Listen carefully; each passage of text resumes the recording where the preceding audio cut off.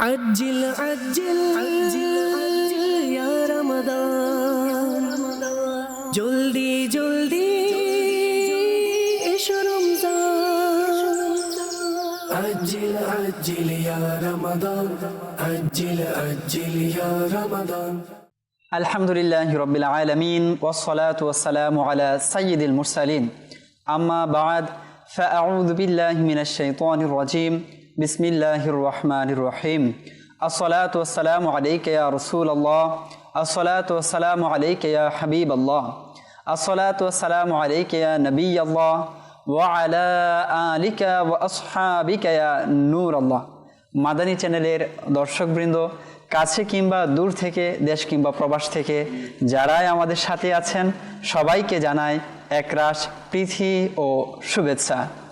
আমাদের সকলের মাঝে এক আনন্দঘন মুহূর্ত বিরাজ করছে, মনে এক ধরনের আনন্দ কাজ করছে যে মাহে রমজানের জন্য আমরা দীর্ঘদিন অপেক্ষায় ছিলাম, যে মাহে রমজানের জন্য আমরা সেই রজব মাস থেকে আল্লাহ তাআলার দরবারে দোয়া করেছি, আল্লাহুম্মা বারিক লানা ফি রজবিন ওয়া শাবানা ওয়া বাল্লিগনা রমাদান। আল্লাহ পাক আমাদের দোয়া হয়তো কবুল করেছেন, এই জন্য আমাদেরকে হায়াত দিয়েছেন এবং অত্যন্ত আনন্দের সাথে মুমিন যারা আছেন এই মাসকে বরণ করতে যাচ্ছে। এরই জন্য আমরা অনুষ্ঠান নিয়ে উপস্থিত হয়েছি যার নাম হচ্ছে রমজানের খুশি।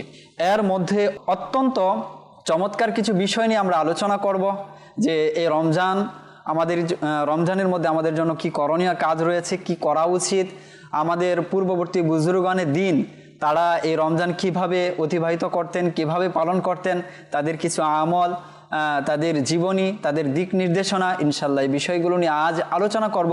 তবে আসুন অনুষ্ঠানের মূল আলোচনা শুরু করার পূর্বে দুরূদ শরীফের একটি ফজিলত শ্রবণ করে নিই।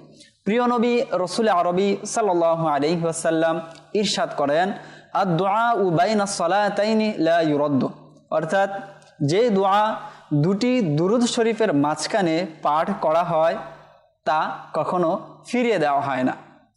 আল্লাহু আকবার।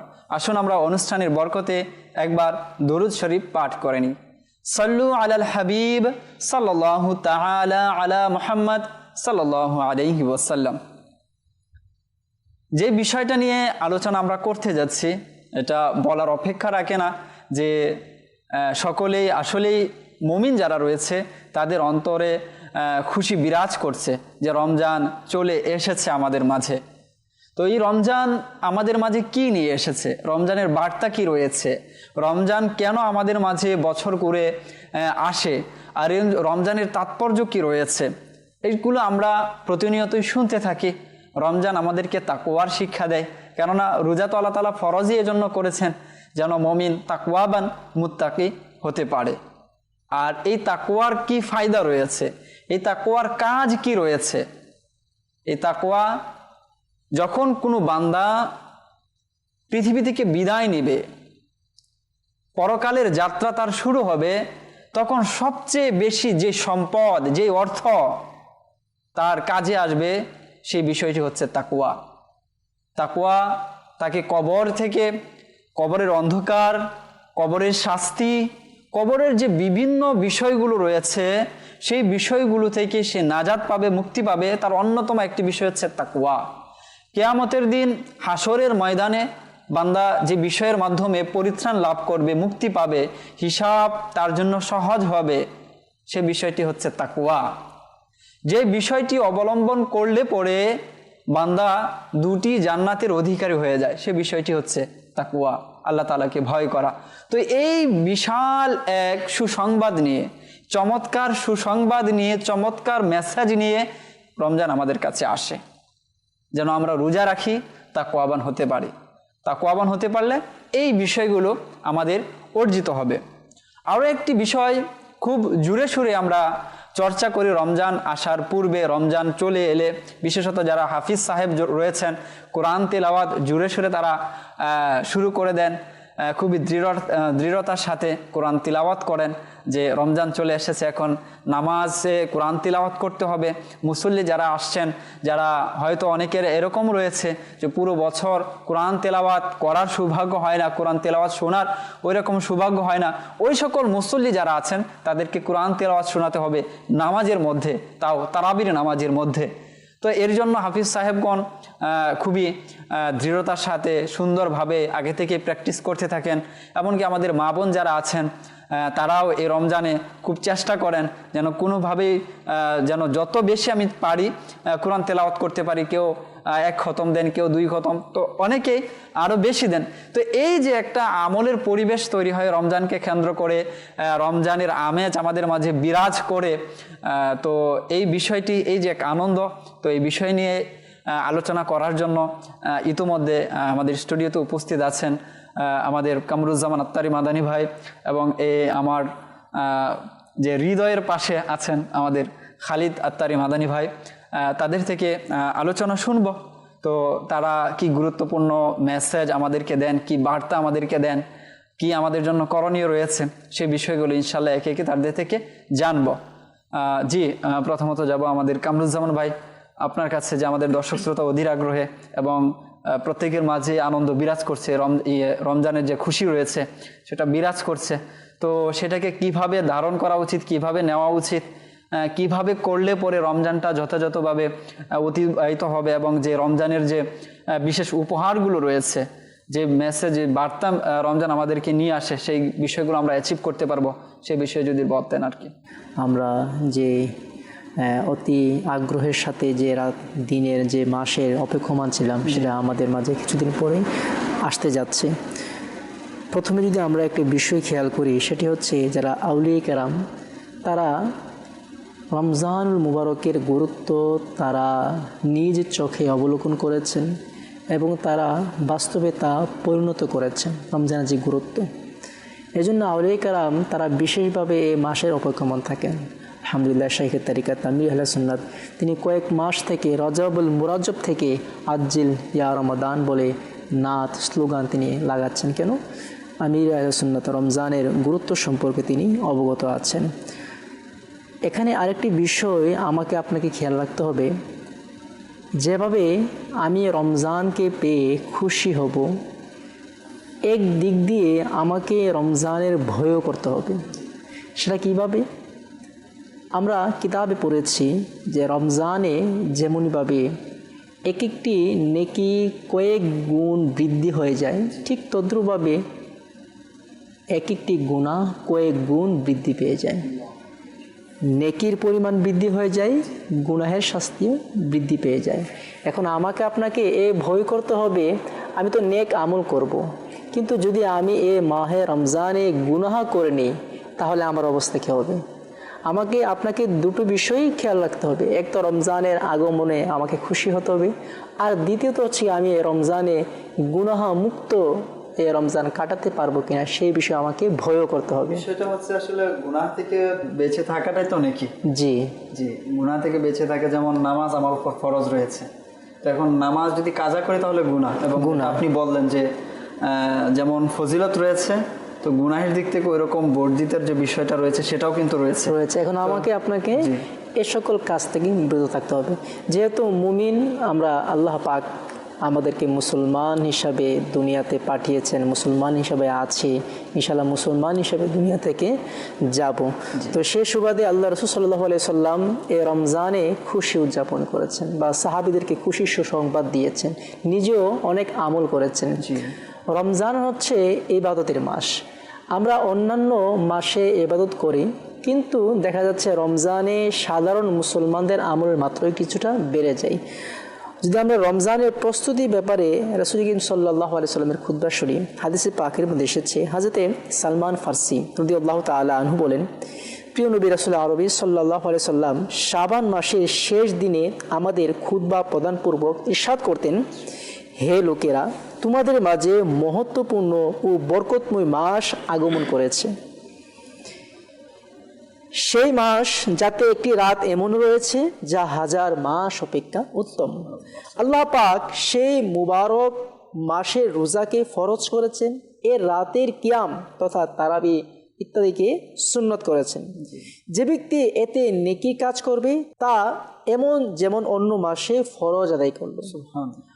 আর বলা হচ্ছে এতে ফরজ আদায় করলো যে ব্যক্তি, তবে তা অন্যান্য মাসের তুলনায় 70 ফরজ সমান হয়ে যায়। এটি ধৈর্যের মাস এবং ধৈর্যের সওয়াব হলো জান্নাত, প্রতিদান হলো জান্নাত। এটি বিপদে সহায়কারী এবং কল্যাণময় মাস। এই মাসে মুমিনের রিজিক বৃদ্ধি করে দেওয়া হয়। যে এতে রোজাদারকে ইফতার করাবে তবে তার গুনাহের ক্ষমা হয়ে যাবে, তাকে আগুন থেকে জাহান্নাম থেকে মুক্তি দেওয়া হবে। আর যে ইফতার করানো ব্যক্তিরও এর সওয়াবে কোনো ঘাটতি হবে না, যেমনটি এসেছে তার সওয়াবে কোনো কমতি হবে না। আমরা আরজ করলাম, ইয়া রাসূলুল্লাহ সাল্লাল্লাহু আলাইহি সাল্লাম, আমাদের মধ্যে প্রতিটি ব্যক্তি সেই বস্তু পায় না যা দ্বারা রোজাদারকে ইফতার করাবে। তখন প্রিয় নবী রাসূলুল্লাহ আরবি সাল্লাল্লাহু আলাইহি সাল্লাম ইরশাদ করেন, আল্লাহ পাক তো এই সওয়াব ওই ব্যক্তিকে দান করবেন যে একটি খেজুর কিংবা এক চুমুক পানি অথবা এক চুমুক দুধ দ্বারা রোজাদারকে ইফতার করাবে। আর বলা হচ্ছে এটা হলো ওই মাস যা প্রথম 10 দিন রহমত, মাঝখানের 10 দিন মাগফিরাত এবং শেষের 10 দিন নাজাতের মাস। আরও বলা হচ্ছে যে তার গুলামকে অধীনস্থ ব্যক্তি থেকে এই মাসে কাজ কমিয়ে নিয়ে আল্লাহ পাক তাকে ক্ষমা করে দিবেন এবং তাকে দুজক থেকে মুক্ত করে দিবেন। যে ব্যক্তি রোজাদারকে পেট ভরে আহার করাবে, আল্লাহ পাক সেই ব্যক্তিকে আমার হাউস থেকে এমন এক চুমুক পানি পান করাবেন, আর যা এ পানি পান করার ফলে তার কখনো পিপাসার্ত হবে না এবং সে জান্নাতে প্রবেশ করবে। এই যে একটি দীর্ঘ একটি হাদিস পাক, এই হাদিস পাকের মধ্যে আল্লাহ নবী সাল্লাল্লাহু আলাইহি সাল্লাম রমজান মাসের যে গুরুত্ব, রমজান মাসে যে ইবাদত করার তাৎপর্য আল্লাহ রাসূল তুলে ধরেছেন। কয়েকটি বিষয় এখানে একই হাদিসের মধ্যে আমাদেরকে হুজুর সাল্লাল্লাহু আলাইহি সাল্লাম নির্দেশনা দিয়েছেন। প্রথমত হচ্ছে ইবাদতের প্রতি আমাদেরকে উৎসাহিত করেছেন যে ফরজ ইবাদত 70টি ফরজের সমান। আর এর গুরুত্ব কিন্তু আমরা জানি যে অনেক সময় দেখা যায় যে এরকম ফজিলত আসে যে কোনো বান্দা এরকম ছিলেন যারা শুধুমাত্র রমজানে ইবাদতের কারণে, রমজানকে মর্যাদা গুরুত্ব দেওয়ার কারণে আল্লাহ তাআলা তাদেরকে মাফ করে দিয়েছেন, ক্ষমা করে দিয়েছেন। আর এটা কেনই বা হবে না? কোরআনের প্রতিশ্রুতি কিন্তু এরকমই। আল্লাহ পাক ইরশাদ করেছেন, ইন্নাল হাসানাতি ইউযহিবিনাস সাইয়্যাত, নিশ্চয় নেকিসমূহ গুনাহসমূহকে দূরীভূত করে দেয়, মিটিয়ে দেয়। তো রমজানে যারা এরকমভাবে ইবাদত করে, ফরজ আদায় করছে, নফল পড়ছে, তারাবি পড়ছে, আল্লাহকে অধিক সিজদা করছে, অন্যান্য মাসে যে পরিমাণ সিজদা না করে রমজানে কিন্তু এর চেয়ে অনেক বেশি সিজদা করা হয়, আল্লাহ তাআলাকে সিজদা করে। আর আল্লাহ তাআলা সবচেয়ে নৈকট্য বান্দা তখন পায় যখন বান্দা সিজদার মধ্যে থাকে। এছাড়াও আমরা যদি হাদিসের দিকে দেখি যে হুজুর সাল্লাল্লাহু আলাইহি ওয়াসাল্লাম যে তার অধীনস্থ ব্যক্তিদের সাথে কীরূপ আচরণ করতে হবে সেটারও শিক্ষা দিয়েছেন এখানে, যে অধীনস্থ যারা রয়েছে তাদেরকে সহজ করে দেওয়া। যারা রমজানে আপনার অধীনস্থ আছে, বাসায় কাজ করে, আপনার দোকানে, যে কোনো প্রতিষ্ঠানে কাজ করে, তো এই শিক্ষাও কিন্তু এই হাদিসের মধ্যে আমরা পাই। এবং মানুষকে খাবার খাওয়ানোর একটি যে শিক্ষা রয়েছে সেটাও কিন্তু এখানে দিচ্ছে। তো একই হাদিসের মধ্যে চমৎকার আলোচনা ছিল আমাদের জন্য। আল্লাহ তাআলা আমল করার তৌফিক দান করুন। আমার যেমনটা বলেছিলাম, হৃদয়ের পাশে খালিদ মাদানী ভাই আছেন, আমাদের দর্শক শ্রোতা রয়েছেন, এরপর আমাদের নাতখাও চলে এসেছে। আমরা তার কাছ থেকে চেষ্টা করব কালাম শোনার, যে এর পূর্বে যদি আমাদের দর্শক শ্রোতাদের কিছু মাদানী ফুল বা দিক নির্দেশনা, যে রমজানে কি করা উচিত, কি করণীয় রয়েছে সে বিষয়ে যদি বলতেন। আমরা অতি শীঘ্রই যে এমন একটি মহান নেকি ওয়ালা, নেকি করার জন্য যেই মাসকে পেতে যাচ্ছি, দুনিয়ার বুকে যখন আমরা বিচরণ করি দেখি এতগুলো বিল্ডিং বাড়িঘর রয়েছে যেখানে মানুষের দিকে সম্পর্ক করা হয় যে হ্যাঁ এই বিল্ডিংটা অমুকের, এই বিল্ডিংটা অমুকের। কিন্তু এই দুনিয়ার বুকে এমনও কিছু বিল্ডিং, এমনও কিছু স্থাপনা রয়েছে যেগুলোকে রব তাবারাকা ওয়া তাআলার দিকে সম্পর্ক করা হচ্ছে। যেমনটা আমরা বলে থাকি বাইতুল্লাহ, কাবাতুল্লাহ, আল্লাহর কাবা, বাইতুল্লাহ রব তাবারাকা ওয়া তাআলার ঘর। অর্থাৎ এই ঘর আল্লাহ তাআলার দিকে সম্পর্ক করা হয়েছে কারণ এর মর্যাদাকে বৃদ্ধি করা হয়েছে। এইখানে সব সময় আল্লাহ সুবহানাহু ওয়া তাআলার ইবাদত করা হয়, এই জন্য এটাকে আল্লাহ তাআলার নামের দিকে অথবা আল্লাহ তাআলার দিকে সম্পর্ক করে দেয়া হয়েছে। ঠিক তেমনইভাবে আল্লাহ সুবহানাহু ওয়া তাআলা যখন বান্দাকে সৃষ্টি করার ইচ্ছে পোষণ করলেন, তখন ওই বান্দাকে সৃষ্টি করার জন্য এমন একটি গুরুত্বপূর্ণ দিন বাছাই করলেন যাকে বলা হচ্ছে জুমার দিন, যেখানে সবাই একত্রিত হয়। হযরত আদম আলাইহিস সালাতু ওয়াস সালামের ব্যাপারে আল্লাহ রাসূল সাল্লাল্লাহু আলাইহি ওয়াসাল্লাম বলেছেন, আল্লাহ তাআলা আদম আলাইহিস সালাতু ওয়াস সালামকে এই জুমার দিনে সৃষ্টি করেছেন। অপর জায়গায় আল্লাহ সুবহানাহু ওয়া তাআলা ইরশাদ করছেন, ওয়া লাকাদ কাররামনা বানি আদম, আমি আদম সন্তানকে সম্মানিত করেছি। ঠিক তেমনি ভাবে কোন এক জায়গায় আল্লাহ সুবহানাহু ওয়া তাআলা ইরশাদ করছেন, শাহরু রমাদান আল্লাযী উনজিলা ফীহিল কুরআন, যে এই রমজান মাস এমন একটি পবিত্র মাস যেই মাসে পবিত্র কোরআন নাজিল করা হয়েছে। তো এখানে যদি আমরা একটু লক্ষ্য রাখি, আল্লাহ সুবহানাহু ওয়া তাআলা যেখানে ওই বস্তুর মর্যাদা বৃদ্ধি করার ইচ্ছে পোষণ করলেন, সম্মানিত বস্তু সম্মানিত ব্যক্তির দিকে কি করে দিয়েছেন, ইজাফত বা নিসবত করে দিয়েছেন, সম্পর্ক করে দিয়েছেন, যার কারণে মানুষের সামনে এটি প্রকাশ হয়ে গিয়েছে, স্পষ্ট হয়ে গিয়েছে যে ওই ব্যক্তি বা ওই বস্তুর মর্যাদা কেমন। যেমনই ভাবে রাসূলুল্লাহ সাল্লাল্লাহু আলাইহি ওয়াসাল্লাম বলেছেন যে আল্লাহ তাআলা হযরত মুসা কালিমুল্লাহ আলা নবিয়িনা ওয়া আলাইহিস সালাতু ওয়াসসালাম কে ইরশাদ করেন যে আমি উম্মতে মুহাম্মাদীকে দুটি নূর দান করেছি যেন তারা দুটি অন্ধকারের ক্ষতি থেকে নিরাপদ থাকে। হযরত সাইয়েদনা মুসা কালিমুল্লাহ আলা নবিয়িনা ওয়া আলাইহিস সালাতু ওয়াসসালাম আরজ করলেন, হে আল্লাহ, সেই দুটি নূর কি কি? ইরশাদ হলো রমজানের নূর ও কোরআনের নূর। আল্লাহ সুবহানাহু ওয়া তাআলার দুনিয়াতে যখন নবী আলাইহিস সালাতু ওয়াসসালামের উপর কিতাব, সহিফা ইত্যাদি নাজিল করলেন, তো সমস্ত সহিফা সমস্ত কিতাবের মধ্যে সর্বোত্তম হলো পবিত্র কোরআন, যেহেতু এটা সর্বশেষ নবী রাসূল আরবি সাল্লাল্লাহু আলাইহি ওয়াসাল্লামের উপর অবতীর্ণ হয়। মানুষকে সৃষ্টি করার জন্য জুমার দিন বাছাই করলেন। এর রমজান এর মধ্যে আল্লাহ সুবহানাহু ওয়া তাআলা কি করেছেন, পবিত্র কোরআনকে নাজিল করেছেন। কেন? যেমনই ভাবে এই হাদিসে পাকের মধ্যে রাসূলুল্লাহ সাল্লাল্লাহু আলাইহি ওয়াসাল্লাম বলেছেন যে এই রমজান মাস হচ্ছে আমার উম্মতের মাস, অর্থাৎ উম্মত এই মাসকে পেয়ে আল্লাহ সন্তুষ্টি অর্জন করে আল্লাহ তাআলাকে রাজি ও খুশি করতে পারবে এবং জাহান্নাম থেকে মুক্ত হতে পারবে। তো এখানে যখন জিজ্ঞেস করা হলো সেই দুটি নূর কি কি, তখন ইরশাদ করা হলো যে রমজানের নূর এবং অপরটি হলো কোরআনের নূর। হযরত সাইয়েদনা মুসা কালিমুল্লাহ আলা নবিয়িনা ওয়া আলাইহিস সালাতু ওয়াসসালাম আরজ করলেন যে অন্ধকার দুটি কি কি? ইরশাদ করা হলো একটি কবরের, অপরটি কিয়ামতের। অর্থাৎ দুটো নূর বান্দা পেয়ে দুটো অন্ধকারকে যেন দূর করে দিতে পারে। তো ঠিক তেমনই ভাবে এই রমজান আমাদের মাসে যে আগমন করেছে মূলত মানুষকে পবিত্র করার জন্য, এই অন্ধকার থেকে মানুষকে আলোর দিকে নিয়ে আসার জন্য। তো আল্লাহ সুবহানাহু ওয়া তাআলা আমাদের সবাইকে এই রমজান, পবিত্র রমজান পেয়ে আমরা যেন বেশি থেকে বেশি ইবাদত করতে পারি সেই তৌফিক দান করুন। আমিন আমিন, মাশাআল্লাহ। যে যেমনটা খুবই চমৎকারভাবে বলছিলেন যে আল্লাহ তাআলা যখন কোনো বিষয়ের মর্যাদা প্রকাশ করতে চান তো সেটার নিসবত সম্মানিত বিষয়ের দিকে করে দেন আল্লাহ পাক। আমরা যদি বাহ্যত দুনিয়াতেও দেখি এরকমটাই, যে যখন কেউ পরিচিত দেয় তো দেওয়ার চেষ্টা করে যে আমার সম্পর্ক হচ্ছে অমুকের সাথে। কেন? নিজের মাহাত্ম্য, নিজের গুরুত্ব, নিজের মর্যাদাকে ফুটিয়ে তোলার জন্য। অনুরূপভাবে কোরআন, এটা তো আল্লাহ তাআলার কালামুল্লাহ। তো চমৎকার এই গ্রন্থ আমরা পেয়েছি রমজান মাসে, যেমনটা আপনি বলেছেন শাহরু রমাদান আল্লাযী উনজিলা ফীহিল কুরআন, যে রমজান ওই মাস যে মাসে কোরআন নাজিল করা হয়েছে। আর যদি আমরা দেখি যে কোরআনে মাজিদের মধ্যে কোনো মাসের কিন্তু নাম আসেনি, শুধুমাত্র রমজান মাসের নাম এসেছে। তো রমজান মাসের নাম আসার যে কারণ যদি দেখি, লক্ষ্য যদি দেখি, কারণ এটাই যে কোরআন যে নাজিল হয়েছে এই বিষয়টাকে জানানোর জন্য। রমজান মাসে কোরআন যে নাজিল হয়েছে, রমজান শব্দটাকে এই জন্যই নিয়ে আসা হয়েছে। তো সেই কোরআন আমরা পেয়েছি এই রমজান মাসে। তো কোরআন কিভাবে করা উচিত, কিভাবে পড়া উচিত, কিভাবে তিলাওয়াত করা উচিত, তারাবির মধ্যে আমরা শুনি। তো সেই বিষয়গুলো ইনশাল্লাহ কিছু অবশ্যই দিক নির্দেশনা দিবেন। কামরুজ্জামান ভাইও আছেন, আমাদের মাঝে নাতকা আছেন, যে আমাদেরকে একটি কালাম শুনিয়ে দিন। আমাদের দর্শক শ্রোতা আছেন আমাদের সাথে। জি। সাল্লাল্লাহু আলাইকা ইয়া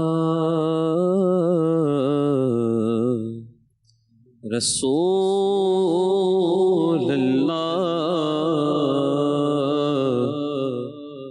ওয়া সাল্লাম আলাইকা ইয়া হাবিবুল্লাহ আমার প্রিয় মদিনা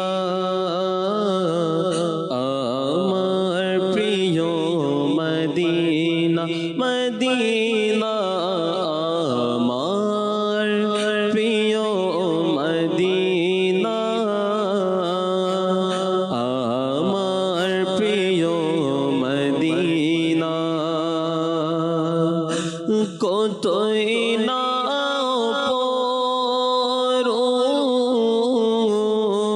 প্রিয় মদিনা কতই না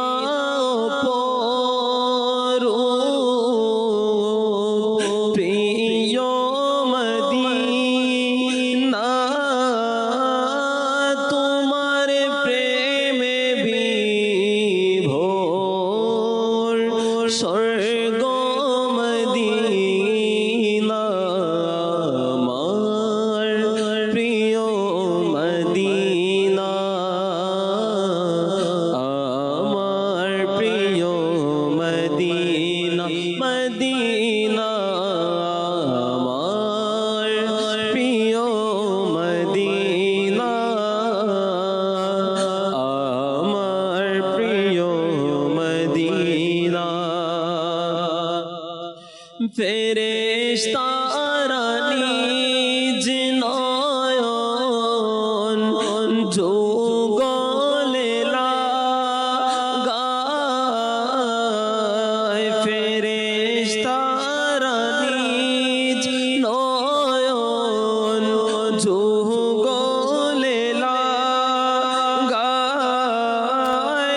সকাল সন্ধ্যা তোমার ধুলো মদিনা আমার প্রিয় মদিনা আমার প্রিয় মদিনা মরার পরে আমার মৃত দেহ মরার পরে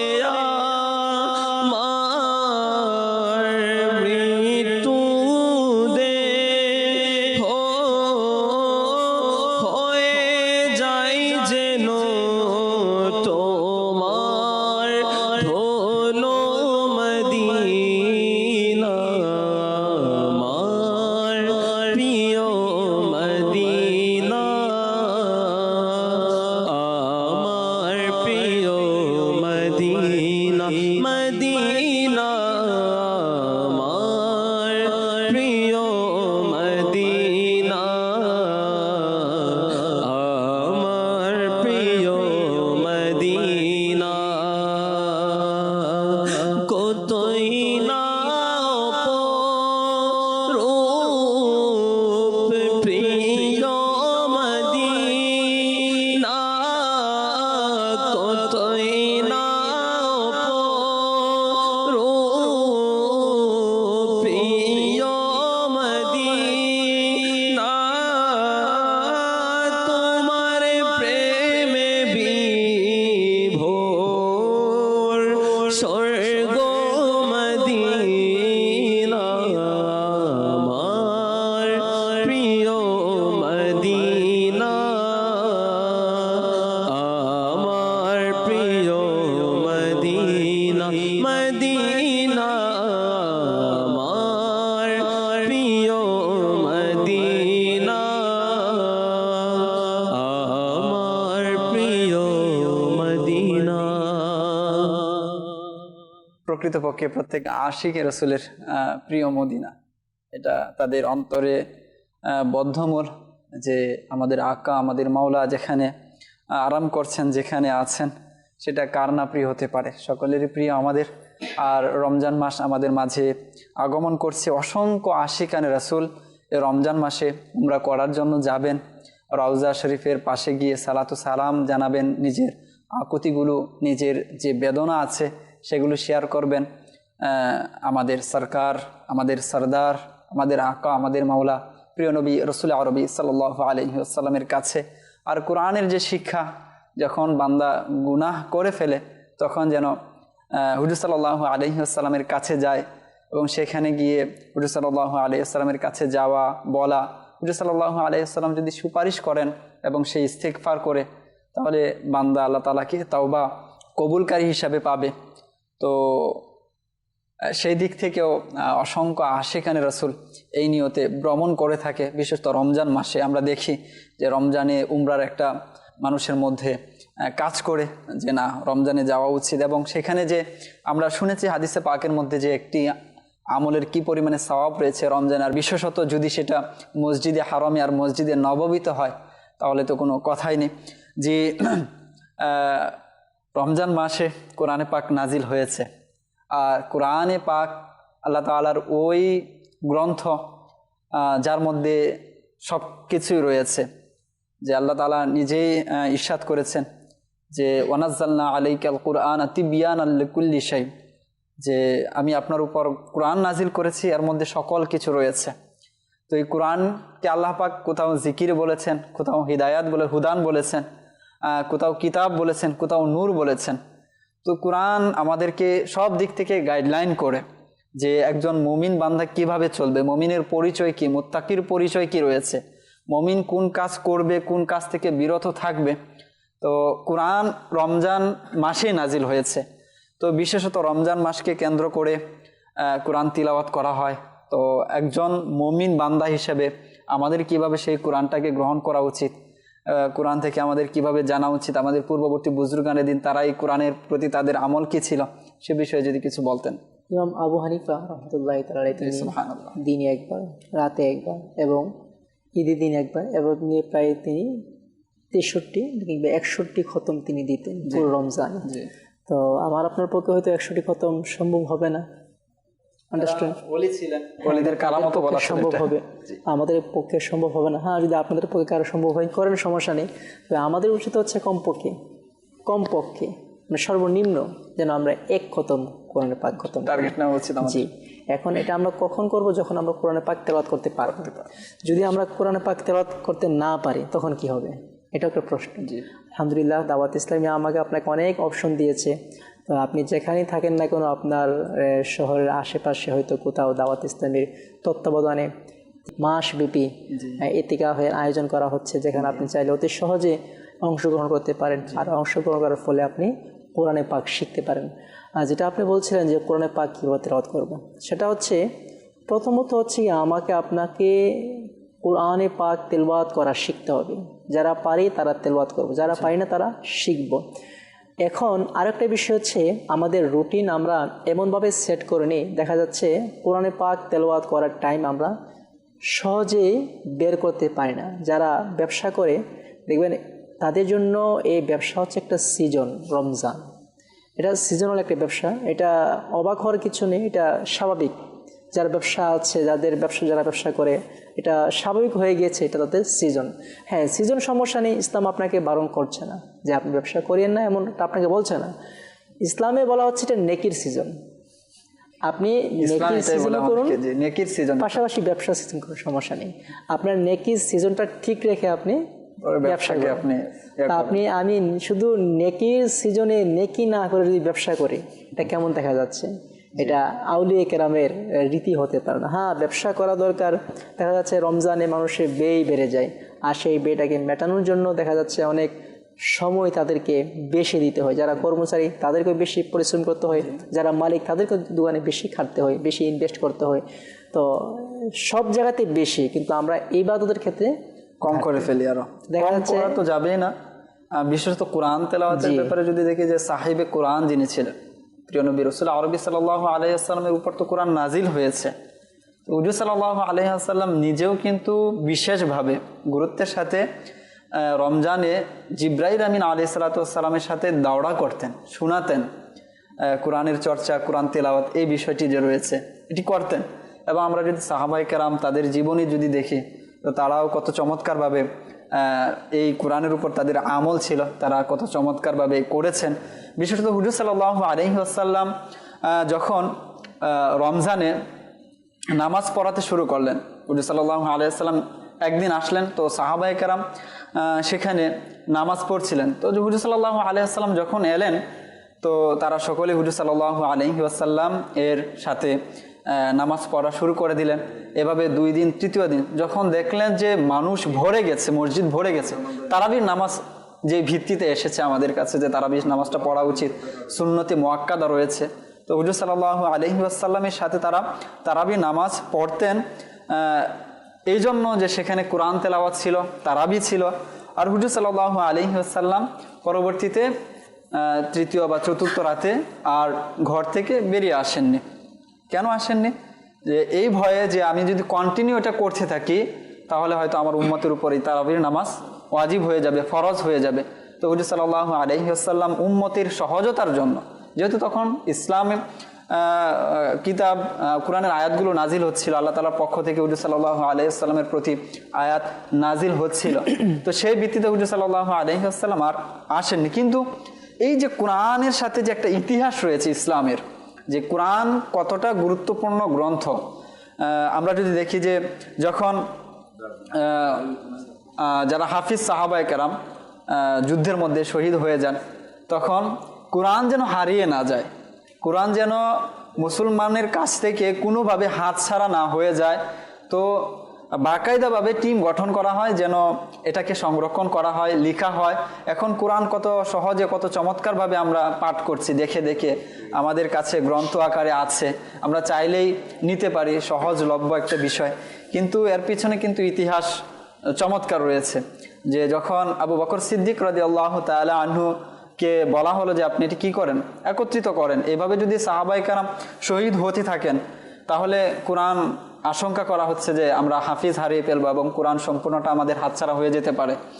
তো আবু বকর সিদ্দিক রাদিয়াল্লাহু তাআলা আনহু তো এটাই বলেছিলেন যে যেটা হুজুর সাল্লাল্লাহু আলাইহি ওয়াসাল্লাম করেননি, অর্থাৎ গ্রন্থ আকারে মলাট আকৃতিতে নিয়ে আসেননি, সেটা আমি কিভাবে করতে পারি। তো ওমর ফারুক রাদিয়াল্লাহু তাআলা আনহু ওই ব্যক্তি যার ব্যাপারে, যার সিদ্ধান্তের ব্যাপারে একাধিক আয়াত নাজিল হয়েছে, তো তিনি শপথ করে বললেন আল্লাহি খায়রুন হাযা, যে যদিও হুজুর সাল্লাল্লাহু আলাইহি ওয়াসাল্লাম এই কাজটি করেননি, নতুন কাজ, তারপর এর মধ্যে কি রয়েছে, কল্যাণ রয়েছে। এরপর যদি দেখি যে উসমান গনি যুন্নুরাইন রাদিয়াল্লাহু তাআলা আনহুর উপাধি হয়ে গেছে জামিউল কোরআন। তিনি কোরআনকে স্বচ্ছ রাখার জন্য, কোরআনকে নিয়ে যেন মানুষ কোনো বিভ্রান্তিতে না পড়ে যায়, কোরআনকে নিয়ে যেন কোনো কোন্দল সৃষ্টি না হয়, তিনি চমৎকার পদক্ষেপ নিয়েছেন, যার কারণে তার উপাধি হয়ে গেছে জামিউল কোরআন। তো এই যে ইতিহাস কোরআনের সাথে রয়েছে, কোরআন পাঠের যে ফজিলতগুলো রয়েছে স্বতন্ত্রভাবে, যে হাদিসে পাকের মধ্যে ইরশাদ হয়েছে, কোরআনের হাফিজ যারা রয়েছে তাদের ব্যাপারে যে চমৎকার বাণী রয়েছে, তো সেই বিষয়গুলো আমাদেরকে উদ্বুদ্ধ করে না কোরআন আমার পড়া উচিত একজন মুমিন বান্দা হিসেবে। যাব খালিদ মাদানী ভাই, আপনিও যদি এই বিষয়ে কিছু বলতেন যে আসলে কোরআন কিভাবে পড়া উচিত। এক সময় আমরা দেখেছি যে আমরাও যখন ছোট ছিলাম তখন কোরআনের আওয়াজ আমরা পেতাম, আমাদের যারা মা, আমাদের খালা, আমাদের ফুফু, দাদি যারা ছিলেন তাদের আওয়াজ আমরা শুনতে পেতাম, পড়তে দেখতাম তাদেরকে, এখনো রয়েছে, তো হয়তো অনেকটা আমাদের কমে গেছে। তো করা উচিত কিনা এবং সেই পরিবেশটা আবারও ফিরিয়ে আনা উচিত কিনা সেই বিষয়ে যদি কিছু বলতেন আর কি। ফিরিয়ে আনা তো অবশ্যই উচিত, যেহেতু আমরা মুসলমান, আল্লাহ সুবহানাহু ওয়া তাআলা আমাদেরকে সৃষ্টি করেছেন ইবাদতের জন্যই। সুবহানাল্লাহ। তো আমরা যদি চাই আমাদের 24টা ঘন্টা ইবাদতে পরিণত হতে পারে, যদি আমরা নিয়ত করে ফেলি যে হ্যাঁ আমি খাবার খাচ্ছি, খাবারের পূর্বে কিছু নিয়ত করে ফেললাম, আমি এই খাবার কেন খাচ্ছি, কেন গ্রহণ করলাম, ইবাদত করব, বিভিন্ন আমি আল্লাহ সুবহানাহু ওয়া তাআলার দিক নির্দেশনা মোতাবেক জীবনকে পরিচালিত করব। তো আল্লাহ সুবহানাহু ওয়া তাআলা এই রমজান মাস, যেটা অতি শীঘ্রই আমাদের মাঝে আগমন করবে, এমন একটি মেহমান, পুরো 12টা মাসের মধ্য থেকে সর্বশ্রেষ্ঠ একটি মাস। এই মাসের মধ্যেও দেখা যায় বর্তমান সময়ে আমরা আল্লাহ তাআলার ইবাদতের দিকে, কোরআন তিলাওয়াতের দিকে মনোনিবেশ না করে আমরা আমাদের ব্যবসা বাণিজ্যের দিকে চলে যাই। মানুষ সাধারণত মনে করে এই রমজান মাসটা হচ্ছে বিজনেসের মাস। ব্যাপারটা এমন না, যদিও বা হাকিকতে এটা তো মূলত কোরআন তিলাওয়াতের মাস। কেননা নবী কুল সুলতান সরকারে দো জাহান হুজুর পুন্নুর সাল্লাল্লাহু আলাইহি ওয়াসাল্লাম ইরশাদ করেন, রোজা ও কোরআন বান্দার জন্য কিয়ামতের দিন সুপারিশ করবে। সুবহানাল্লাহ। রোজা আরজ করবে, হে দয়াময় প্রতিপালক, আমি আহার ও কুপ্রবৃত্তি থেকে দিনের বেলায় তাকে বিরত রেখেছি, আমার সুপারিশ তার পক্ষে কবুল করো। কোরআন বলবে, আমি তাকে রাতের বেলায় ঘুম থেকে বিরত রেখেছি, আমার সুপারিশ তার পক্ষে কবুল করো। অতএব উভয়ের সুপারিশ কবুল করা হবে। আল্লাহ সুবহানাহু ওয়া তাআলা কত মর্যাদা দিয়েছেন এই রমজান মাসকে। এই রমজান মাস এমন একটি মাস যে রাসূল আলাইহিস সালাতু ওয়াস সালাম নিজে হযরতে সাইয়েদুনা জিবরাইল আলাইহিস সালাতু ওয়াস সালামের সাথে কি করতেন? দৌড়া করতেন, একজন আরেকজনকে শোনাতেন, সেটা চর্চা করতেন। তো এখান থেকে আমাদের এতটুকু বুঝে নেওয়া উচিত যে রাসূল আলাইহিস সালাতু ওয়াস সালাম এই রমজানকে চর্চা করার জন্য রমজান মাসটাকে বেছে নিলেন। আর তাছাড়া রমজানের প্রতিটি মুহূর্ত, প্রতিটি সেকেন্ড হচ্ছে ইবাদতে পরিণত হতে পারে যদি আমরা কি করি, চাই ইবাদত করতে পারি। আমি একটি হাদিসে পাক পড়েছিলাম যে সাইয়েদুনা আব্দুল আজিজ দাব্বাগ রাহমাতুল্লাহি আলাইহি তিনি নিয়ে এসেছিলেন যে আল্লাহ সুবহানাহু ওয়া তাআলা জান্নাত সৃষ্টি করলেন, জান্নাতের চারিদিকে কিছু ফেরেশতাকে রেখেছেন, যে সমস্ত ফেরেশতারা সবসময় রাসূল পাক আলাইহিস সালাতু ওয়াস সালামের উপর দুরূদ শরীফ পাঠ করে। তো এই রাসূল পাক আলাইহিস সালাতু ওয়াস সালামের উপর দুরূদ শরীফ পাঠ করার কারণে আল্লাহ সুবহানাহু ওয়া তাআলা জান্নাতকে দিন দিন বৃদ্ধি করতে থাকেন, দিন দিন জান্নাত বড় হতে থাকে। কারণ কি? রাসূল পাক আলাইহিস সালাতু ওয়াস সালামের উপর দুরূদ শরীফ পাঠ করার কারণে। তো যদি আমরা দেখি যে এই কোরআনে পাকের প্রতিটা হরফ পড়ার বিনিময়ে তা আল্লাহ সুবহানাহু ওয়া তাআলা আমাদের নেকি দিচ্ছেন, কিন্তু সাথে সাথে যদি আমাদের জবানটা দুরূদ শরীফের মধ্যেও কি থাকতো, মগ্ন হয়ে যেত, দুরূদ শরীফ আমাদের জবানের প্রতিনিয়ত চলতে থাকতো, আল্লাহ সুবহানাহু ওয়া তাআলা এই দুরূদ শরীফ পাঠ করার মাধ্যমে জান্নাতকে দিন দিন বড় করছেন, বৃদ্ধি করছেন।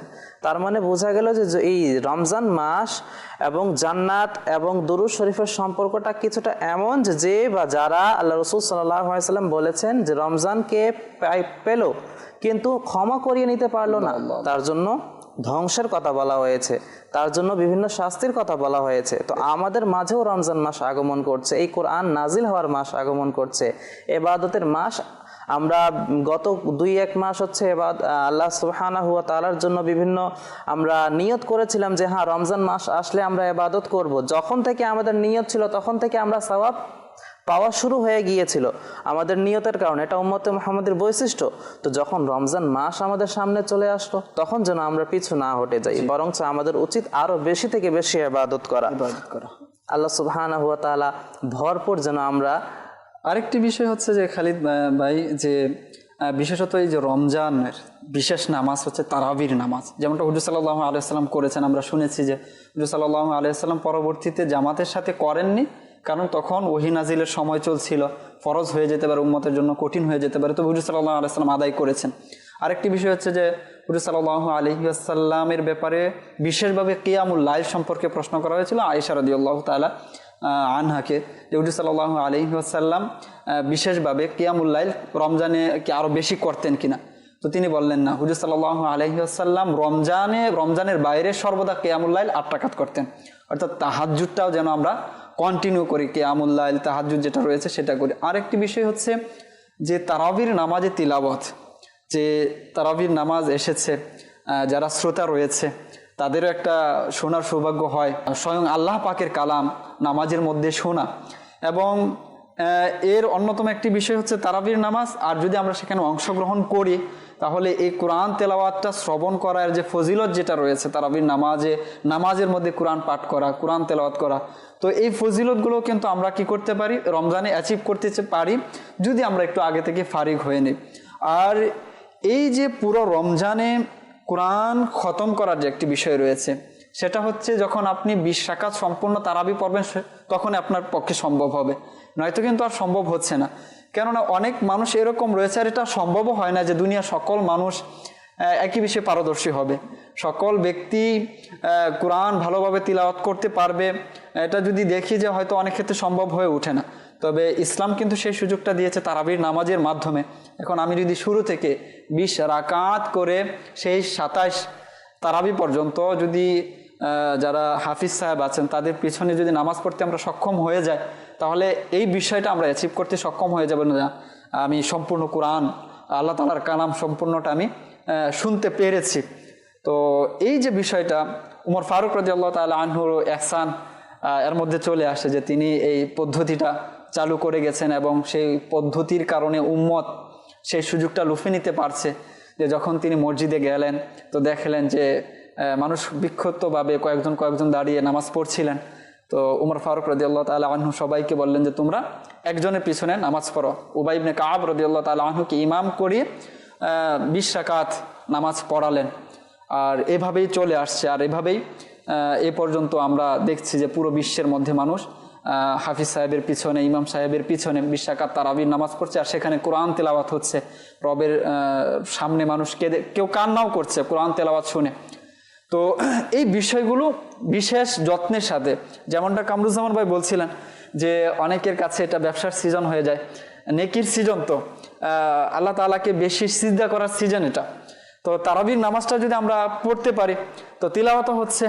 এবং উমর ফারুক রাদিয়াল্লাহু তাআলা আনহু তিনি করিয়েছেন। এখন প্রশ্ন এটাও হতে পারে অনেক ক্ষেত্রে যে উমর ফারুক রাদিয়াল্লাহু তাআলা আনহু করেছেন, তো এটা আমরা কেন করব? এটা তো ইসলাম আমাদেরকে শিখিয়েছেন যে তিনি হচ্ছেন খুলাফায়ে রাশেদার একজন। আর হুজুর সাল্লাল্লাহু আলাইহি ওয়াসাল্লাম তো ইরশাদ করেছেন আলাইকুম বিসুন্নতি ওয়া সুন্নতি খুলাফাইর রাশিদিন, যে যেমনিভাবে আমার সুন্নতকে আঁকড়ে ধরা তোমাদের জন্য আবশ্যক রয়েছে, অনুরূপভাবে আমার খুলাফায়ে রাশেদা যারা রয়েছে তাদের সুন্নত, তাদের তরিকা, তাদের পদ্ধতিকে অনুরূপভাবে আঁকড়ে ধরা আমাদের জন্য কি রয়েছে?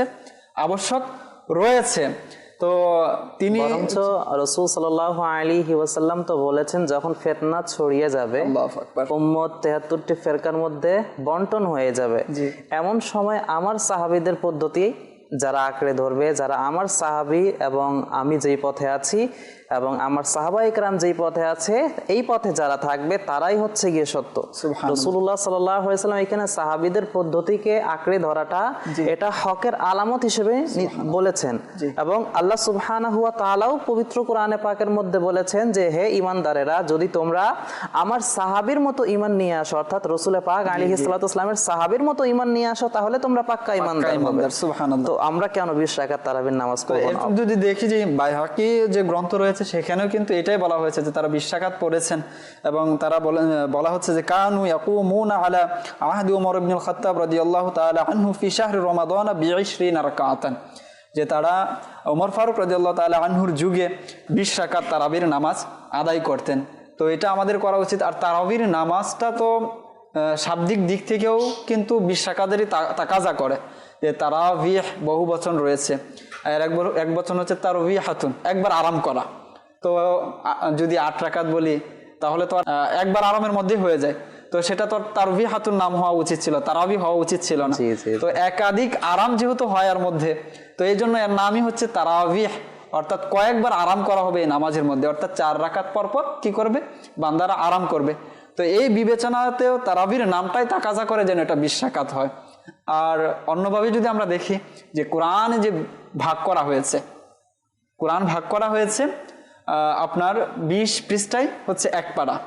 তো সেখানে 20 রাকাতই পড়তে হবে যদি আমরা পৃষ্ঠা বিবেচনায় বলি।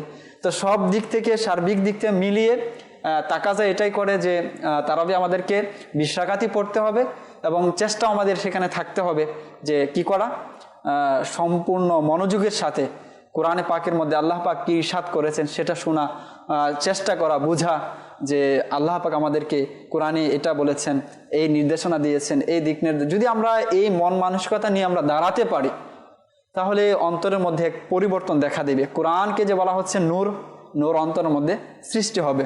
তো আমাদের নাথ ভাই আছেন, অনুরোধ করব আরও একটি কালাম আমাদেরকে শোনানোর। দর্শক শ্রোতা হয়তো অনেকেই চাচ্ছেন, কলও নেওয়া হচ্ছে না, মেসেজ দেখি কারা কারা মেসেজ করেছে। ইনশাল্লাহ পরে আবারও আপনার কাছে আসবো, তবে এখন আমাদেরকে একটি শুনিয়ে দিন নাথ। আমি নগণ্য, আমি গুনাহগার, আমি নগণ্য, আমি গুনাহগার, কি করব বয়ান প্রশংসা তোমার। আমি নগণ্য, আমি গুনাহগার, আমি নগণ্য,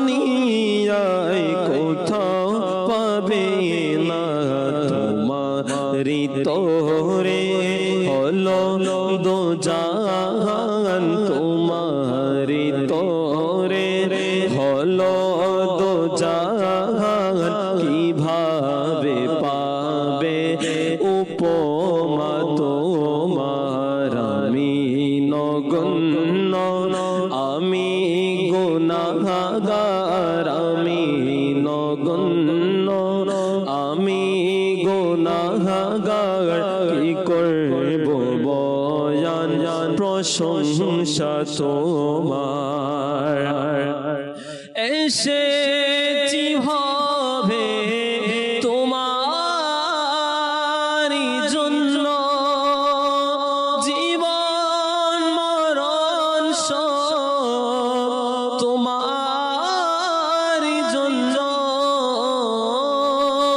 জীবন মরণ সব তোমারি জন্য আমি নগণ্য তুমি অনন্য আমি নগণ্য তুমি অনন্য আমি ভিখারি তুমি যে সরদার আমি নগণ্য আমি গুনাহগার আমি নগণ্য আমি গুনাহগার কি করব বয়ান প্রশংসা তোমার মুখে যত দিন থাকবে জবান বুকে যত দিন থাকবে প্রাণ বুকে যত দিন থাকিবে প্রাণ তোমারি গুণগান করিব বয়ান তোমারি গুণগান করিব বয়ান কবুল করে না হে প্রিয় আমার আমি নগণ্য আমি গুনাহগার আমি নগণ্য আমি গুনাহগার কি করব বয়ান প্রশংসা তোমার বেশক যেমনটা লেখক লিখেছেন অনুরূপী আমাদের অবস্থা তো এরকমই যে আমরা আসলেই নগণ্য। প্রিয় নবী রাসূল আরবি সাল্লাল্লাহু আলাইহি ওয়াসাল্লামের যে শান যে মান আল্লাহ পাক বর্ণনা করেছেন, স্বয়ং আল্লাহ পাক যিনি সৃষ্টিকর্তা যিনি রব রয়েছেন তিনি বর্ণনা করেছেন কোরআন। এমনকি তো উলামায়ে কেরামগণ এটাই বলেন যে প্রত্যক্ষ পরোক্ষভাবে যদি বিবেচনা করা হয় তাহলে সূরা ফাতিহা থেকে সূরা নাস পর্যন্ত সমস্ত কোরআনই হুজুর সাল্লাল্লাহু আলাইহি ওয়াসাল্লামের প্রশংসা। তো সেই সত্তার আমরা কিভাবে আমরা আমাদের যে জবান রয়েছে অপবিত্র, এই জবান দিয়ে না জানি কত আমরা গুনাহ করেছি, কখনো মিথ্যা বলেছি, কখনো চুগলখড়ি করেছি, কখনো গীবত করেছি।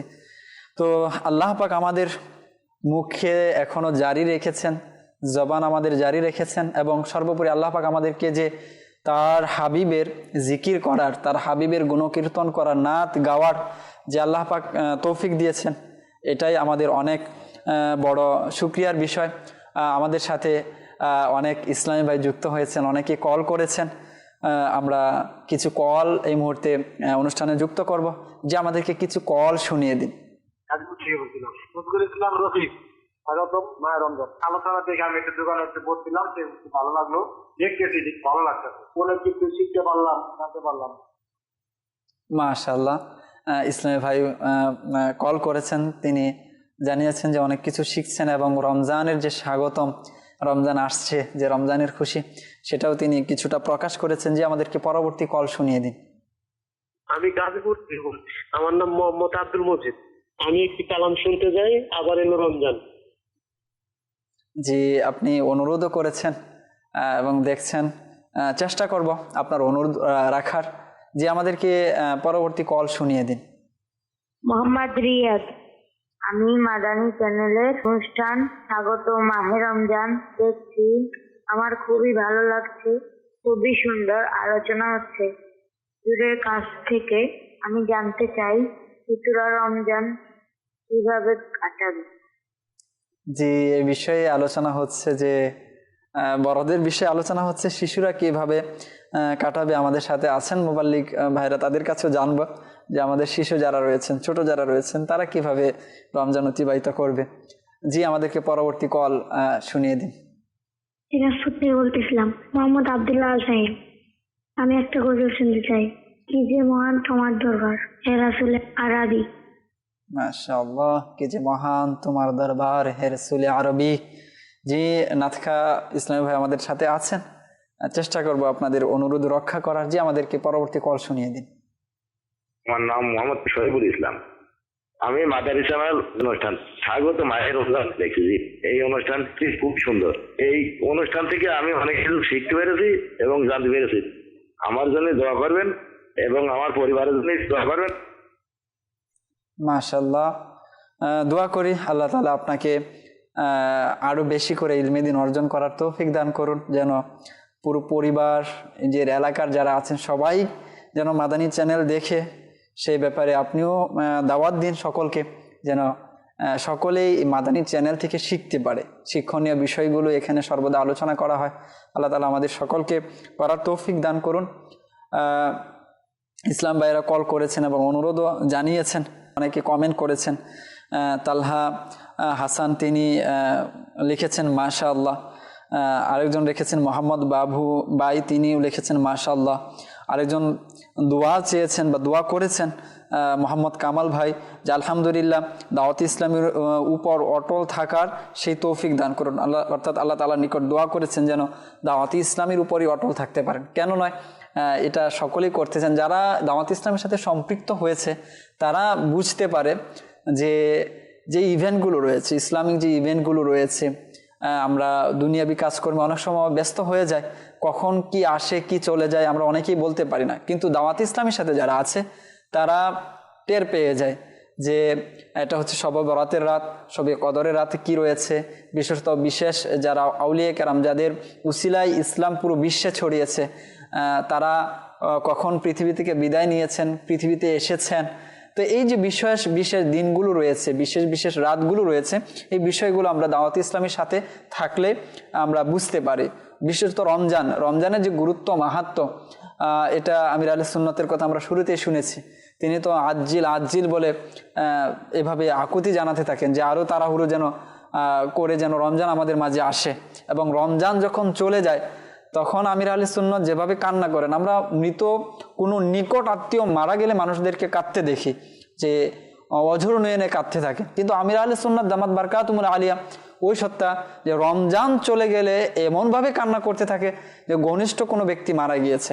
তো এই যে বিষয়গুলো, এই শিক্ষাগুলো আমরা পাই দাওয়াত ইসলামের মধ্যে। তো এই জন্যই মানুষ দোয়া করে যেন দাওয়াত ইসলামের উপর অটল থাকতে পারে। আল্লাহ তাআলা আমাদের সকলকে এই তৌফিক দান করুক। আরও মতিউর রহমান ভাই, তিনিও মাশাআল্লাহ লিখেছেন। আর পাশাপাশি যদি দেখি যে মোহাম্মদ আমির হোসেন আমির ভাই, তিনিও মাশাআল্লাহ লিখেছেন। ইকবাল রাজা আত্তারি, তিনি মাশাআল্লাহ লিখেছেন এবং বলেছেন যে অনেক সুন্দর অনুষ্ঠান। তারপর রায়হান ভাই, তিনিও বলছেন যে আল্লাহু আকবার ধ্বনি দিয়েছেন। তো অনেকেই আরও কমেন্ট আপনারাও চাইলে করতে পারেন, আপনাদের মনের যে কথাগুলো রয়েছে মাদানী চ্যানেলকে নিয়ে, বা রমজান আসছে তো অনেকের মুখ দিয়ে বের হচ্ছে আলহামদুলিল্লাহ, আল্লাহু আকবার, সুবহানাল্লাহ। তো এগুলো আপনারাও ব্যক্ত করতে পারেন, বা অন্য কোনো পরামর্শ বা কি জানতে চাচ্ছেন, কি বিষয় নিয়ে আমাদের আলোচনা করলে পরে আমাদের মধ্যে অ্যাওয়ারনেস, সচেতনতা তৈরি হবে এবং ওই মোতাবেক আমাদেরকে চলা উচিত, সেই বিষয়গুলো ইনশাল্লাহ নিয়ে ডিসকাস করার চেষ্টা করা হবে। কামরুজ্জামান ভাই, রমজান মাস চলে এসেছে এবং অনেক সময় দেখা যায় যে অবহেলার কারণে, গাফিলতি, দেখা যায় যে যেভাবে পার করা উচিত রমজান মাস, বা রমজানের যে মর্যাদা রয়েছে, রমজানের যে সম্মান রয়েছে, সেটা আমরা অনেক সময় করতে পারি না। বা অনেক এরকমও রয়েছে যে রমজানের রোজা কাজেকে বাহানা বানিয়ে ছেড়ে দেয়। তো সেই বিষয়ে কি বলবেন? রমজানকে কিভাবে সম্মান করা উচিত, রমজানের সম্মান কিভাবে অক্ষুণ্ণ রাখা যায়, সেই বিষয়ে যদি কিছু বলতেন। রমজানের রোজা আমার উপর ফরজ, জি খাবার খাওয়া ফরজ না। জি এখন বিষয়টা এমন না যে আপনি যদি 24 ঘন্টা না খান, 12 ঘন্টা না খান আপনি মারা যাবেন, সেটা এমন না। জি রোজা কয় ঘন্টা হয়? সর্বোচ্চ 12-13 ঘন্টা রোজা থাকে। জি এই সময়টা ক্ষুধার্ত থাকতে পারবে না বা ক্ষুধার্ত থাকলে মারা যাবে এমন মানুষ দুনিয়াতে আমার জানার মতে নেই। না, অনেকে তো এরকম তবে বলে যে কিছু বিষয় আছে যারা আসলে রোগী, জি রোগীর বিষয়টা কিন্তু আলাদা। দেখুন আল্লাহ পাক কিছু বিষয় কিন্তু বান্দাকে রুখসাত করেছেন, ছাড় দিয়েছেন। লা ইকাল্লিফুল্লাহু নাফসান ইল্লা উসাহা, আল্লাহ পাক বান্দাকে ততটুকু দিয়েছে যতটুকু সে করতে পারবে। এখন এটাকে আমরা বাহানা বানানো ঠিক হবে না। এখন যেটা বললেন যে আমরা বাহানা বানাই, এখন ফর এক্সাম্পল কেউ কঠোর পরিশ্রম করে, সে বলে হুজুর আমার তো রোজা রাখা আমার পক্ষে সম্ভব না। কেন সম্ভব না? আমি তো অক্লান্ত পরিশ্রম করি, কঠোর শারীরিক পরিশ্রম করি, আমার তো রোজা রাখা সম্ভব না। তো এখন আমি কি করব?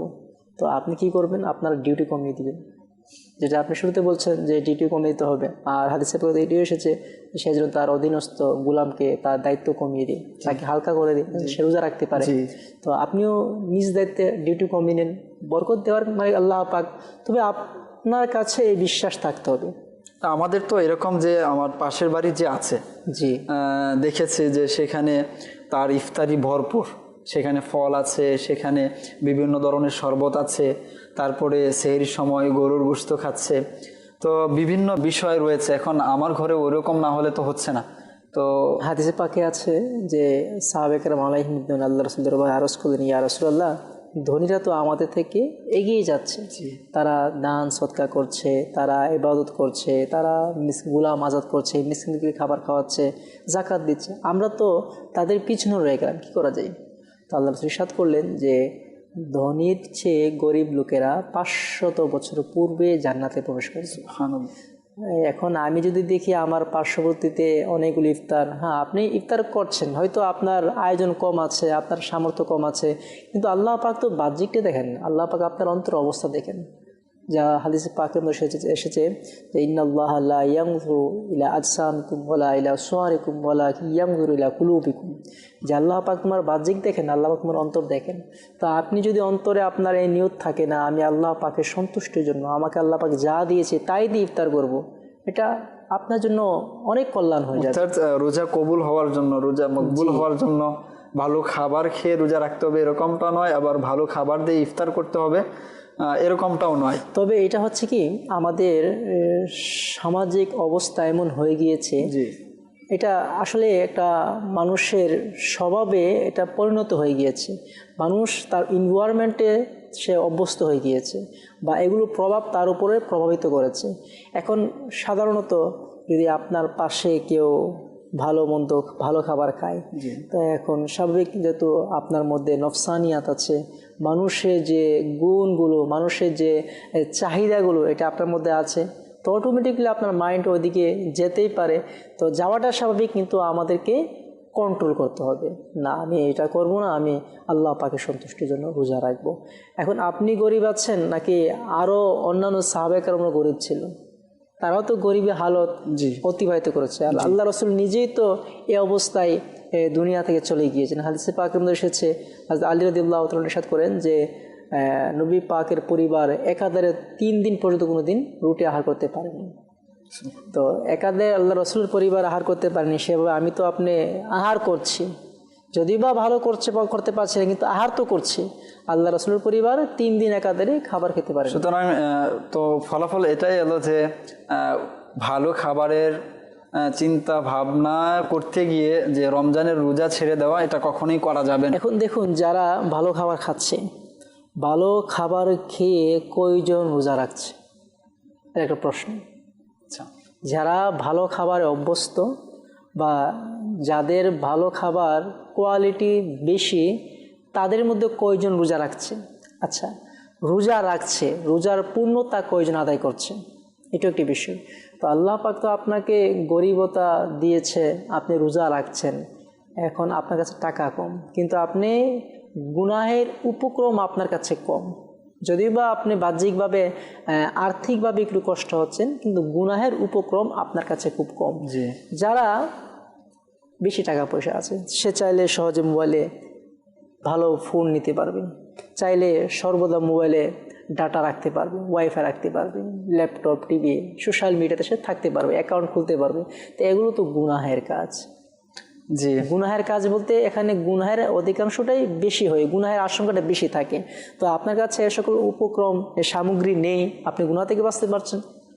অর্থাৎ তো যাদের কাছে ভালো খাবার আছে তাদের চেয়ে যদি যাদের কাছে কম আছে, অর্থ সামর্থ্য ওই রকম নেই, তারা যদি চায় তাহলে রোজার যে চাহিদা যেটা রয়েছে, রোজা যে বিষয়টা তাকাজা করে যে যথাযথভাবে রোজা আদায় করা, পালন করা তাদের জন্য আরো সহজ হয়ে যায়। একজন আল্লাহর ওলি দেখলেন যে এক ব্যক্তি বিসমিল্লাহ বলে নদীতে জাল ফেলছে, জি, কিন্তু তার জালে কোনো মাছ ধরা পড়ছে না। আরেক ব্যক্তি, সে অমুসলিম ব্যক্তি, সে শয়তানের নাম নিয়ে নদীতে জাল ফেলছে, তার জলের প্রচুর মাছ। তো এক আল্লাহর ওলি সেটা দেখলেন, দেখে আল্লাহ পাকের দরবারে আরজ করলেন, হে আল্লাহ, এখানে তোমার রহস্য কি, বা তুমি এখানে কি কুদরত রেখেছো?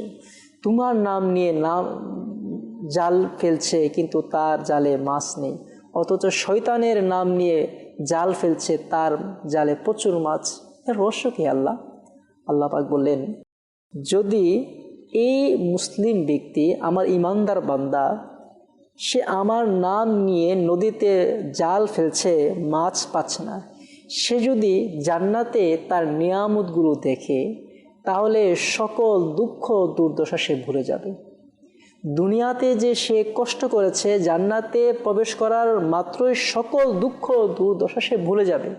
জি, তার মনেই হবে না যে সে কখনো জান্নাতে বা কখনো সে দুঃখ পার করেছে, কষ্টের সম্মুখীন হয়েছে। তো এটাই মূল বিষয় হচ্ছে যে কোনোভাবেই রমজানের রোজা ত্যাগ করা যাবে না, ছাড়া যাবে না। কাজের বাহানা, কাজের চাপ বা পরিবারের দায়িত্ব আছে আপনার কাঁধে, এটা ভেবে কোনোভাবে আল্লাহ তাআলা যে বিষয়টি ফরজ করেছেন, যতক্ষণ পর্যন্ত না উপযুক্ত কারণ পাওয়া যাবে, শরীয়তের যে উজর রয়েছে, যে শরীয়ত যেটাকে কারণ হিসাবে বা আপনি উজর হিসাবে পেশ করতে পারেন, ওইরকম যদি কোনো কিছু না হয় তাহলে কাজের বাহানায় কোনোভাবে এই রমজানের রোজাকে ত্যাগ করা যাবে না।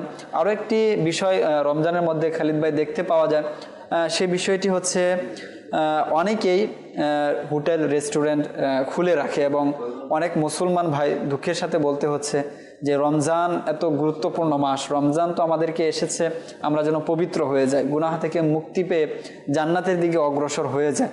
তো সেই মাসেও অবহেলায় বা গুরুত্ব না বুঝে এই যে কাজটা করছে, তো এই ক্ষেত্রে আমাদের করণীয় কি রয়েছে? আমরা যেন এটাই তো করণীয় হওয়া উচিত যে আমরা যেন গুনাহের কাজে কারো সম্পৃক্ত না হই। তো এই বিষয়ে কি দিক নির্দেশনা দিবেন যে এই কাজ থেকে আসলে আমাদের ফিরে আসা উচিত একজন মুসলিম হিসাবে? যে মানুষ যদি অভ্যাসকে পরিবর্তন করে তাহলে সারা জীবন চাইলে ওই অভ্যাসের উপর অটল থাকতে পারে। রাসূলুল্লাহ সাল্লাল্লাহু আলাইহি ওয়াসাল্লামের জীবন হচ্ছে অতিবাহিত করার মাধ্যম ধরন হচ্ছে আমাদের জন্য উত্তম নমুনা। তো রাসূলুল্লাহ সাল্লাল্লাহু আলাইহি ওয়াসাল্লাম এই রমজান মাস আসার আগেই কিভাবে প্রস্তুতি নিতেন?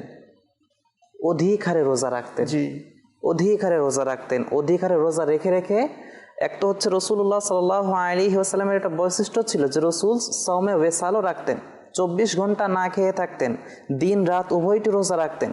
কিন্তু আমরা উম্মত হিসেবে আল্লাহ তাআলা তো আমাদের উপর দয়া করেছে যে শুধুমাত্র রাতের না, শুধুমাত্র দিনের রোজা রাখার কথা বলা হয়েছে। তো সাদ্দুস শরিয়া বদ্দু তরিকা মুফতি আমজাদ আলী আজমি রহমতুল্লাহি আলাইহি তিনি বলেন যে এমন কোনো কাজও করা যাবে না যেই কাজ করলে আপনার আমার ক্ষুধা বেশি লাগবে, যেই কাজ করলে আপনি আমি এই গুনাহের দিকে আমরা প্রতিনিয়ত আগাতেই থাকবো।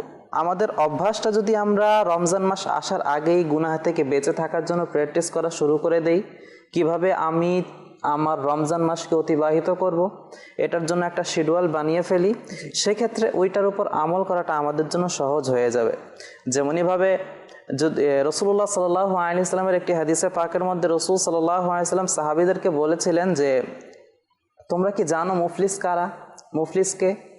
সাহাবা ইকরাম রাদিয়াল্লাহু তাআলা আলাইহিম আজমাইন বললেন যে মুফলিস তো তাদেরকে বলা হয় যাদের কাছে কোনো সম্পদ, টাকা পয়সা, দিনার দিরহাম থাকে না। তো রাসূলুল্লাহ সাল্লাল্লাহু আলাইহি ওয়াসাল্লাম বললেন যে মুফলিস মূলত প্রকৃতপক্ষে সে আমার উম্মতের মধ্য থেকে যারা কিয়ামতের ময়দানে আসবে, যাদের কাছে প্রচুর পরিমাণে নেকি থাকবে, কিন্তু দুনিয়াতে কাউকে কষ্ট দেওয়ার কারণে, কারো গীবত করার কারণে, কাউকে হত্যা করার কারণে, বিভিন্ন গুনাহ ইত্যাদি করার কারণে তার সমস্ত নেকিগুলো নিয়ে ফেলা হবে এবং তার সে নেকি শূন্য হয়ে যাবে। যদি সে কার হক ইত্যাদি দাবিয়ে থাকে, চাপিয়ে নেয় ইত্যাদি, সেক্ষেত্রে অন্যের গুনাহগুলো তার উপর আবার চাপিয়ে দেওয়া হবে, সেক্ষেত্রে সে জাহান্নামী হয়ে যাবে। তো ঠিক তেমনইভাবে যদি রমজানকে আমরা পেয়ে এই রমজানের কদর গুরুত্ব না বুঝি, সেক্ষেত্রে আমাদের জন্যও ধ্বংসটা অতি শীঘ্রই চলে আসাটা স্বাভাবিক। আর ধ্বংস আসা শুধুমাত্র এটা না যে আসমান থেকে পাথর বর্ষণ হলো। উলামা ইকরাম কিতাবের মধ্যে উল্লেখ করেন যে শুরু হয় বান্দার ধ্বংস যে আল্লাহ তাআলা দোয়া করার যে ইচ্ছা আকাঙ্ক্ষা এটা ছিনিয়ে নেয়। আমরা দেখি যে রমজান মাস পাওয়ার পরেও বান্দা গুনাহ থেকে ফিরে আসতে পারে না, কেননা সেটা অভ্যাস হয়ে গিয়েছে। এই আমরা হাদিসে পাকের মধ্যে পড়েছি, এটা আমরা সবাই জানি যে রমজান মাস আসলে আল্লাহ সুবহানাহু ওয়া তাআলা শয়তানদের বন্দী করে ফেলেন, তারপরও আমরা গুনাহ ছাড়ছি না কেন? কারণ হচ্ছে অভ্যাস। আমরা অভ্যাসকে পরিবর্তন করতে পারছি না, আর অভ্যাস পরিবর্তন না করার কারণে আমরা 11 মাস তো গুনাহ করছি, রোজা রাখার চেষ্টাও করছি না, যেভাবে সুন্নত তরিকা মোতাবেক যদি আমরা প্রতিদিন না হোক 2 দিন পর, 1 দিন পর, না হোক সপ্তাহে একটা দিন তো আমরা রোজা রাখতে পারি, যেটা হচ্ছে গিয়ে রাসূল পাক আলাইহিস সালাতু ওয়াস সালামের সুন্নত আদায় হয়ে গেল এবং আমাদের অভ্যাসটাও এটা চর্চাও হয়ে গেল। আর তাছাড়া শারীরিক এভাবে ফায়দাও আছে, এখানে অনেক উপকারও আমরা পেয়ে থাকবো। তো আমাদের উচিত এই রমজানকে গুরুত্ব দেয়া এবং রমজানের গুরুত্বটাকে সামনে রেখে এই গুনাহের অভ্যাসকে আমাদের থেকে যেন চিরবিদায় আমরা দিতে পারি, এটার জন্য আপ্রাণ চেষ্টা করা। এছাড়াও আল্লাহ পাক ইরশাদ করেছেন ওয়ালা তাআওয়ানু আলাল ইসমি ওয়াল উদওয়ান, বিশেষত যারা রমজানের মধ্যে হোটেল রেস্টুরেন্টগুলো খুলে রাখে এবং মানুষ সেখানে নির্বিঘ্নে খাবার খাচ্ছে, আল্লাহ তাআলাকে ভয় করা উচিত এবং গুনাহের ক্ষেত্রে কাউকে সাহায্য না করার আল্লাহ তাআলা আমাদেরকে আদেশ দিয়েছেন। তো সর্বোপরি এই বিষয়টাকে আমরা ভয় করি। যেমনটা দিক নির্দেশনা পেলাম যে রমজানের রোজা আমাদের জন্য সহজ হয়ে যেত যদি আমরা পুরো বছর একটা করে রোজা আমরা যদি রাখতাম, বা আয়ামে বীজের যে রোজা রয়েছে সেগুলো যদি আমরা পালন করতে পারতাম, তাহলে হয়তো এই কষ্টটা বা এই বাহানাগুলো আমাদের সামনে আসতো না যে আমার তো গ্যাস্ট্রিক হচ্ছে, আমার তো ইনসুলিন নিতে হয়, আমার তো এই সমস্যা রয়েছে, আমার ওই সমস্যা রয়েছে। অথচ দেখা যাচ্ছে যে আমরা সকল কাজই করছি, এই কাজটা আমাদের বাধা হয়ে দাঁড়াচ্ছে। তো আমরা চেষ্টা করি, আল্লাহ তাআলাকে ভয় করি, এটা আল্লাহ তাআলার বিধান, আল্লাহ তাআলা খুশি হয়ে উম্মতকে দিয়েছেন, আল্লাহ তাআলা খুশি হয়ে এই বিশেষ উপহারটা উম্মতকে দিয়েছেন, এই বান্দায় আমাদেরকে দিয়েছেন। তো সেই ক্ষেত্রে অবমাননা কেউ করছে আর তাকে আমি সাহায্য করছি, তো সেটা যেন না হয়। হোটেল রেস্টুরেন্টগুলোর যারা আছেন তাদের প্রতি বিনীত অনুরোধ থাকবে যে এই বিষয় থেকে আমরা যেন বিরত থাকি। যারা মুসলমান রয়েছে তাকে তার খাবারের ইন্তজাম আমি করছি, তার রোজা ভাঙার ইন্তজাম আমি করছি, তো মুসলমান হিসেবে সেটা আমি কিভাবে করতে পারি? তো ব্যবসা তো আমরা করব, সারা বছরই ব্যবসার জন্য রয়েছে, আর রমজানেও ব্যবসার অনেক খাত রয়েছে, অনেক বিষয় রয়েছে, আমরা অন্যদিকে মনোযোগী হই, এই বিষয় থেকে ফিরে আসি। আমাদের কাছে কয়েকটি অনুরোধ ছিল, যদি সেই অনুরোধের কারণগুলো আমরা একটু একটু করে শুনে নিতে পারতাম। আরও বেশ কিছু আলোচনার বিষয় রয়ে গেছে, যে বিষয়গুলোর প্রতি আমাদের আরও মনোযোগী হওয়া উচিত। ইনশাল্লাহ আরও 1-2টা বিষয় আমরা নিব। তোমার দরবার হে রসূলে আরবি, কি যে মহান তোমার দরবার হে রসূলে আরবি, তোমার দরবার দয়ার ভণ্ডার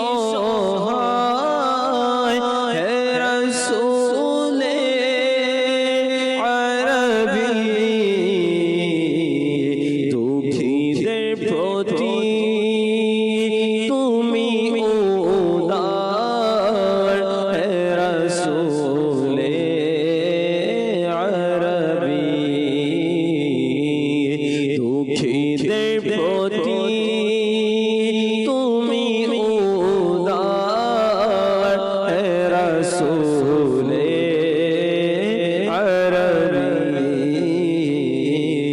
কি যে মহান তোমার দরবার রসুলে আরবি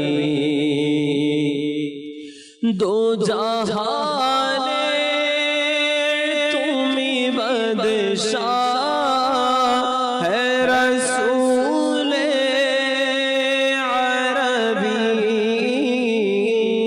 तो जहाने तुम्ही बादशाह है रसूले अरबी तुम्ही नबी दे रोसेदार है रसूले अरबी तुम्ही नबी दे रोसेदार है रसूले अरबी যে কালামের অনুরোধের কালাম ছিল সেটা শুনেছি। অনেক সময় দেখা যায় যে আমাদের মাঝে মাত্র যারা বালক হয়েছে, যাদের উপর নামাজ ফরজ হয়েছে, না যাদের উপর রোজা ফরজ হয়েছে, অনেক সময় দেখা যায় তারা রোজা রাখতে চাচ্ছে, কিন্তু অভিভাবক যারা আছে, গার্জেন যারা আছে, বা আদরের নাতি নাতনি যারা আছে, তাদের ক্ষেত্রে আমরা বলি যে না, এখনো সময় হয়নি, এখনো তো তুমি রাখতে পারবে না, তোমার জন্য কষ্টকর হয়ে যাবে। তো তাদের ব্যাপারে কি বলবেন? তারা আসলে কার কথা মান্য করবে? তাদের উপর তো আল্লাহ তাআলার বিধান আবশ্যক হয়ে গিয়েছে। আল্লাহ পাক তাদেরকে সম্বোধন করে কথা বলেছেন, ইয়া আইয়ুহাল্লাযীনা আমানু কুতিবা আলাইকুমুস সিয়াম, হে ঈমানদারগণ, তোমাদের উপর রোজা ফরজ করা হয়েছে। কারণ আল্লাহ তাআলা তো একদিকে তাদের উপর ফরজ করেছেন, আর এদিকে অভিভাবক বলছে না, তুমি বয়সে এখনো ছোট, তোমার জন্য কষ্টকর হয়ে যাবে। তো এই ক্ষেত্রে আসলে করণীয় কি রয়েছে? ওলামা কেরাম খুব সুন্দর একটি উদাহরণ দেন। আচ্ছা, যদি কোনো মাকে জিজ্ঞাসা করা হয় যে আপনার ঘরে আগুন লেগেছে, আপনার ছেলে ঘুমিয়ে আছে, আচ্ছা, আপনি কি করবেন? আচ্ছা, বলে আমি আমার সন্তানকে জাগিয়ে বের করে নিয়ে আসবো। যদি সে ঘুম থেকে উঠতে অলসতা করে, কি করবেন? আমি যেভাবেই হোক তাকে ঘুম থেকে উঠাবো, ঘুম থেকে না উঠলে আমি জোর করে তাকে নিয়ে আসবো। মানে এক কথায় যেভাবে পারে আমি তাকে ঘর থেকে বের করব। কেন বের করব? যেন আমার সন্তান সুরক্ষিত থাকে। তো আজকে আপনি সাধারণ একটু কষ্ট পাবে বিদায়ে আপনি তাকে রোজা রাখতে দিচ্ছেন না। যদি কাল কিয়ামতের ময়দানে জাহান্নামে আপনাকে দেওয়া হয়, তো আপনার ছেলে সেই কষ্ট কীভাবে সহ্য করবে? আল্লাহ, আল্লাহু আকবার। আসলে দুনিয়াবি কোনো কষ্ট সন্তান করলে সেটা সহ্য হয় না মা বাবার। কেউ সন্তানকে যদি ধমক দেয় সেটাও সহ্য হয় আপনি না। তো তাকে কষ্ট লাঘব করছেন না, বরঞ্চ কষ্টে আপনি ফেলে দিচ্ছেন। আল্লাহ। তো আমাদের উচিত এই বিষয়ে যেন কোনো বাধা প্রদান না করা, বরঞ্চ গার্জেনদেরকে তো এই কথাই ইসলামে বলা হচ্ছে যে আরও আগে থেকে শিক্ষা দেওয়া, রোজার নামাজের শিক্ষা দেওয়া। যখন তারা উপযুক্ত হয়ে যায়, বালক হয়ে যায়, তো সেক্ষেত্রে তো আমি কখনো বারণ করতে পারবো না, বরং তারা যদি না রাখতে চায়, অভিভাবক হিসাবে আমার দায়িত্ব হচ্ছে তাকে রাখানো, যে আল্লাহ তাআলার বিধানের যে গুরুত্ব রয়েছে সেটা বোঝানো।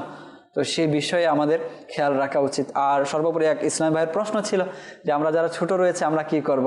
তো এক কথাই যদি বলি, যারা অভিভাবক রয়েছে, আপনার মা রয়েছে, বাবা রয়েছে, তো তারা কি কাজ করছে? রমজানে তিলাওয়াত করছে, আপনিও চেষ্টা করুন। তারা নামাজ পড়ছে, আপনিও চেষ্টা করুন নামাজ পড়ার। যদি এগুলো না পারেন, তাহলে সর্বোপরি এটা তো করতে পারেন যে তাদেরকে ডিস্টার্ব না করা।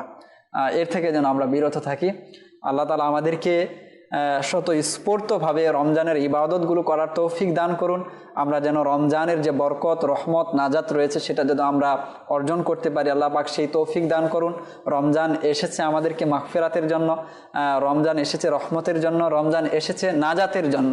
আমরা যেন এই বিষয়গুলো যথাযথভাবে নিজেদের মধ্যে নিয়ে নিতে পারি। আল্লাহ পাক তৌফিক দান করুন।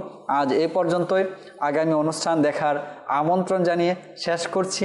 ততক্ষণ পর্যন্ত ভালো থাকবেন, সুস্থ থাকবেন, মাদানী চ্যানেলের সঙ্গে থাকবেন। সাল্লু আলাল হাবিব সাল্লাল্লাহু তাআলা আলা মুহাম্মদ সাল্লাল্লাহু আলাইহি ওয়াসাল্লাম। عجل عجل عجل يا رمضان جلدي جلدي এসো রমজান عجل عجل يا رمضان عجل عجل يا رمضان